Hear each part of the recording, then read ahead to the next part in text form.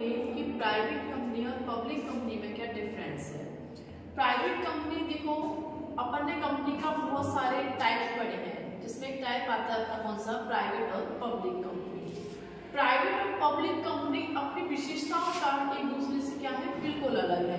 जैसे हम करते हैं किसको, प्राइवेट कंपनी को। प्राइवेट कंपनी में जो पहला डिफरेंस है वो है आपका न्यूनतम और अधिकतम किसकी संख्या, मतलब मेंबर कितने, कम से कम कितने होने चाहिए और अधिकतम कितने होने चाहिए। अगर मैं बात करती हूँ किसकी, प्राइवेट कंपनी की, तो यहाँ न्यूनतम मेंबर मतलब मिनिमम कितने होने चाहिए, 2 होने चाहिए, और मैक्सिमम कितने होने चाहिए आपके 200 होने चाहिए। ये किसके अकॉर्डिंग है आपका, ये है 2013 के अकॉर्डिंग, ठीक है। नेक्स्ट बात करती हूँ किसकी, पब्लिक कंपनी की। पब्लिक कंपनी में मिनिमम मेंबर होने चाहिए आपके 7 और मैक्सिमम कोई लिमिटेशन आपकी नहीं है। देखो, प्राइवेट और पब्लिक कंपनी में मेंबर्स को पहले मिनिमम और मैक्सिमम करके डिसाइड कर दिया गया है, ठीक है। कि जैसे कोई प्राइवेट कंपनी है, अगर उसमें 2 मेंबर है तभी आप कंपनी को क्या कर सकते हैं, स्टार्ट कर सकते हैं। अगर एक व्यक्ति है तो कंपनी को स्टार्ट नहीं कर पाएगा, मतलब कि मिनिमम 2 मेंबर होना क्या है आपका, कंपलसरी है। ऐसे ही मिनिमम और मैक्सिमम का मतलब पब्लिक कंपनी में भी यही आता है।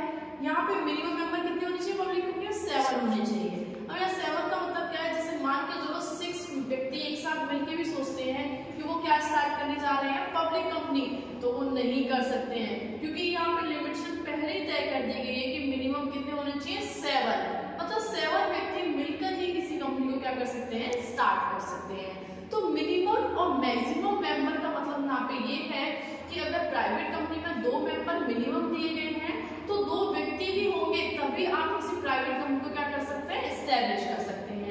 और पब्लिक कंपनी में 7 मेंबर कम से कम होने ही चाहिए, तब आप क्या कर सकते हैं, किसी कंपनी को स्टार्ट कर सकते हैं। सेकंड जो डिफरेंस है वो है अंतर नियम। अंतर नियम को बोलते हैं अपन आर्टिकल्स। देखो, प्राइवेट कंपनी के खुद के आर्टिकल्स होते हैं, मतलब प्राइवेट कंपनी खुद अपने मेमोरेंडम ऑफ आर्टिकल्स बनाती है कि कंपनी को क्या काम करना है, क्या उद्देश्य रहेंगे, ठीक है, किस व्यक्ति के या संचालकों को कितने अधिकार रहेंगे, क्या दायित्व रहेंगे, ये खुद के क्या बनाती है, अपने अंतर नियम बनाती हैं। बट अगर मैं बात करूं इसकी सार्वजनिक कंपनी की, सार्वजनिक कंपनी के लिए आर्टिकल्स बनाना अनिवार्य नहीं है, अगर वो चाहे तो बना सकते हैं, मतलब कंपलसरी जैसी कोई चीज पब्लिक कंपनी के साथ नहीं है।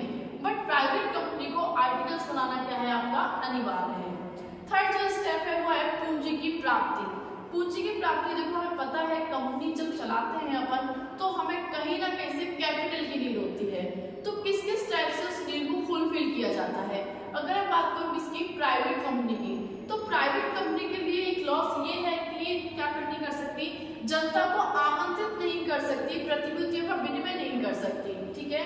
अगर मैं बात करूँ जिसकी पब्लिक कंपनी की, तो यहाँ पे प्रोस्पेक्टस को जारी करके, मतलब प्रेबरेट को जारी करके जनता को आमंत्रित किया जा सकता है कि आप आइए और हमारे यहाँ क्या कीजिए, इन्वेस्ट कीजिए या प्रतिभूति क्या कीजिए, क्रय कीजिए, ठीक है।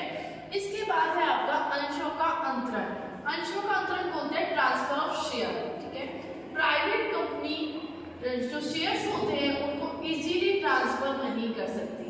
मैं ये नहीं कह रही हूँ कि प्राइवेट कंपनी शेयर ट्रांसफर नहीं कर सकती है, कहने का मतलब है जो आर्टिकल्स में व्यवस्था दी गई है उसी के अकॉर्डिंग क्या कर सकते हैं, जो शेयर ट्रांसफर है प्राइवेट कंपनी कर सकती है। मैं करती हूँ इसकी पब्लिक कंपनी की बात, तो पब्लिक कंपनी में इजीली आप क्या कर सकते हैं, शेयर ट्रांसफर कर सकते हैं। बट प्राइवेट कंपनी में जो आर्टिकल्स में जितनी भी इंफॉर्मेशन दे रखी है उसके अकॉर्डिंग आप क्या कर सकते हैं, शेयर ट्रांसफर कर सकते हैं। सेकेंड जो है अपना, नेक्स्ट है अपना संचालकों की संख्या। संचालकों की संख्या मतलब डायरेक्टर्स, यहाँ पे आपका मिनिमम मैक्सिमम आ जाता है। देखो, अगर मैं बात करती हूँ इसकी प्राइवेट कंपनी की, तो मिनिमम डायरेक्टर यहाँ बोलते हैं 2 डायरेक्टर होना कंपलसरी क्या है, प्राइवेट कंपनी के लिए। मैं बात करती हूँ इसकी पब्लिक कंपनी की, तो पब्लिक कंपनी के लिए 3 डायरेक्टर होना कंपलसरी है और मैक्सिमम यहाँ पे आता है 15। देखो ये क्यों किया गया है, ये कह रहे हैं अगर प्राइवेट कंपनी आपको चलानी है तो आपको संचालक कम से कम 2 रखने क्या है, अनिवार्य है। इनकी संख्या को आप 15 तक कर सकते हैं, पर 2 क्या है आपके, कंपलसरी है।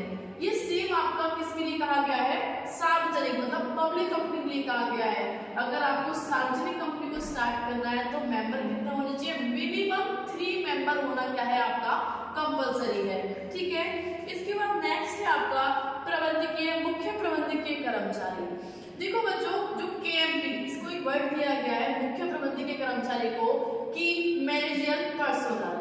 देखो 2013 जब आया अपना, इसी में पहली बार किसको लाया गया, KMP को लाया गया, मतलब मुख्य प्रबंधकीय अधिकारी। इन्होंने कुछ लिमिटेशन तय की कि इतनी प्रदत्त पूंजी होनी चाहिए जिनके लिए KMP को नियुक्त करना अनिवार्य है। अब पहले थोड़ा सा KMP को देख लो।